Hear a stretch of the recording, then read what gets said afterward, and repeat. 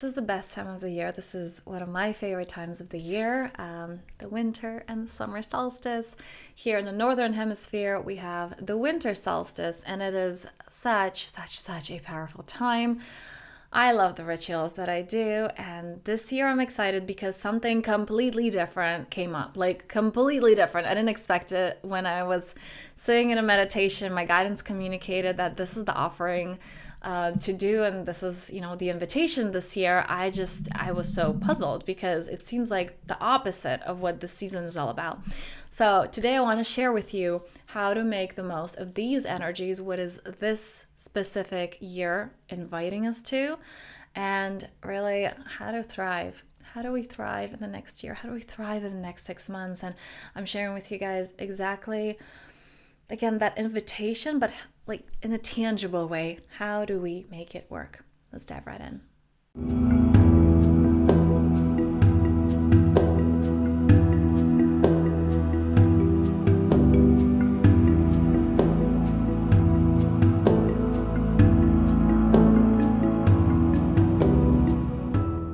All right, so this is an interesting one because I did not expect it.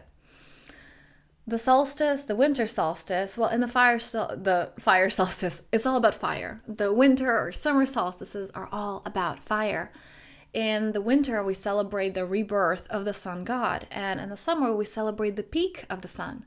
So our ancestors, and by the way, there's a video, 7 rituals, I believe it's called, that you can do during the winter solstice to really, cultivate those energies, to really utilize them. The link's going to be right here. Check it out. I'm not going to be repeating myself because this year is really unique and really special, and I'm excited to share specifically what you can do this year to shift your life, to transform it, to cleanse it is really the theme. So even though our ancestors in the winter, right, it's like they notice that the days were getting shorter and they start freaking out. They're like, oh my God, what's going to happen, right? Because you need sun for the crops. You need sun is pretty important, especially back then. And so there was this fear, what if the sun never returns? And then after the darkest night, the days started getting longer again. And there was this realization like, okay, the sun god was reborn and the sun is coming back again. And the invitation with that was, how do we cultivate that inner fire? So the winter solstice, typically what the focus is on is that inner flame. And because I work with the shamanic energy centers, not the 7 chakras, the fire is the heart. Like, what is that spark that is looking to be ignited within you? What is that flame? What do you really want to create? What is that passion within you, right? That desire. And we want to tune into that. But this year, what I received was something completely different. And that was actually, this year, show them how to work with the water. And I received a practice to do, which I will actually be sharing this year in the solstice ceremony. There's going to be a link below, by the way, if you want to check it out. That's a deeper ritual, but I want to share with you guys here why this specifically and how do we work with the water element. This is actually why for today's video I have the water element right here. So any altar that I create in my home, and there's literally in every single room I have an altar, there's always the earth element, which is our core, our root. There's the water element, which is the solar plexus. This is our emotional center. This is where you feel your insecurities, your anxieties, also your excitement, but this is where the ego lives. We're moving up to the heart. That is the fire, right? It's like, what do I want to create? Like my heart knows, right? It's those sayings that we have. And then we're moving up to the third eye. That is the air. That is that, even though we can't see it, it's very much there. That's that inner knowing. That's the clairvoyancy. That's that divine guidance. So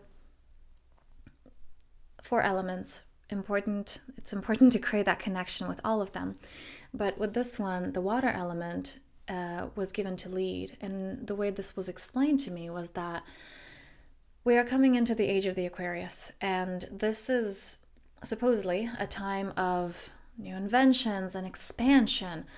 But the problem with that is that similarly as when I have calls with potential clients, people who want to work with me, who are interested in this work, and I ask, what do you really want? A lot of them have no clue.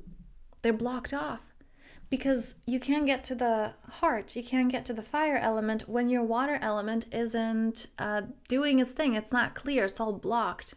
It's like that river isn't flowing because there's wood and logs all around it. It can't flow. And that happened because so often we had emotions and we're saying, no, you're not allowed to feel that, or you're a bad child if you feel this, or you're too much, or you're not enough, or whatever. And we shut down. So we start saying no to our own experiences. And when we keep repeating that, even when we're asked, what do you really want? It's like, I have no clue. Because I've been taught out of trusting myself for so long that I have no clue what I want to create. How could you possibly know? Again, you can't get to the heart, you can't get to the fire element if the solar plexus isn't clear. And also if you don't feel rooted and grounded, that's really the first step. So with this practice about cleansing, what we're invited to, how do we use the water element? And again, even though this is a deeper practice, the ceremony is going to be around 60 minutes long that you can catch. Again, the link is below, just check that out. But I want to give you a small practice that maybe you can do even if you don't want to go that deep. One of the practices that we will be doing, just like at the beginning, is remembering that first of all, you don't have to do all of that on your own. So what I described, it's like if you visualize this river, this beautiful river, and there are so many logs in its way, so it can't flow. That feels like a lot of work. Like, oh my God, do I have to move all these logs on my own? That's a lot. And remembering that you don't have to do all of that on your own. That it can be as simple as setting those intentions and surrendering, and also to divine. Because there are two parts, right? It's like there's this place of acting, of doing, the masculine energy. And there's also the place of receiving and grace, that is the feminine energy. And usually people are either going into one, okay, I'm just going to relax and give it all and surrender. And then we get those intuitive hunches and we're like, no, I don't have to act on anything. I just get to surrender. That doesn't really make anything happen. Or there's that overly masculine energy. It's like, go and do. And like, we have to reach the target, even though the time may not be right to act, even though it may not be in alignment with our soul. So we want to really bring those two together and move forward. And one of the things is realizing that it's not about the doing. Like you watching this, right? Or you, let's say, doing that little ritual that I'm about to share with you with the water. This already shows your intention. This is already showing your consent for God, Life, Source, Consciousness to support you in clearing those things. So it doesn't have to be as heavy as your mind will make it seem as. So the water element, how do we work with it? Understanding that, well, first of all, it's such a big part of our body, right? And like I said, even though there's a whole ritual and ceremony that I received and that I will be doing and sharing with you guys, one of the practices that is really simple to do that I want to share is you're getting water. And it can be a bowl. It can be a small bowl, or something like this is great. And it's as simply as, you may know what it is that you want to get rid of. You may know the emotion that you're uncomfortable feeling, because that's how we get stuck, right? The mind tells you, oh my God, no. If you feel doubt, you're going to be stuck in that, and you're going to be a doubter for your whole entire life. And it really isn't so. Or, it's like, oh, you don't want to feel that not enoughness, because then you're just going to get lost in it. And again, it's not so. You just get to bring it. You get to feel it fully. And then that's it. You just get to love that part of you. And that's what's needed for it to be released. But for as long as you resist it and try to change it, you're maintaining those blocks. So you may know what it is. You may not know what it is. It may be the relationship in your life where you feel triggered and you want to release that, and that's fine too. So you have the water in your hand. And as you're inhaling in, bringing all this energy from your body, and it would be great if you can just really envision that from your tailbone or from your feet. It's going all the way up as you're inhaling in. And on the exhale, blowing out into the water with this intention, because intention is everything when you're doing energetics. That's how you're directing energy. You're inhaling in and blowing out into the water. Now, there's been, research that even when you write a particular word on the water, the molecular structure of the water changes. Okay, that's already proven by science. So here we're giving the intention as you're holding the water in your hand. You can also envision it being channeled through from your body, through your hands, into the water in the physical form or through the air. And setting that intention of, I release this. I don't know what to do with it anymore. It's like the water knows. The water knows where to bring it. The water knows where to go. I don't know. I don't know what to do with this stagnant energy. I just know that it doesn't feel good to me. It doesn't serve me anymore. So I give it over to you. And really trusting the water element as you are doing this. And then taking this water and emptying it ideally outside. You can do it in the plant, in your home as well.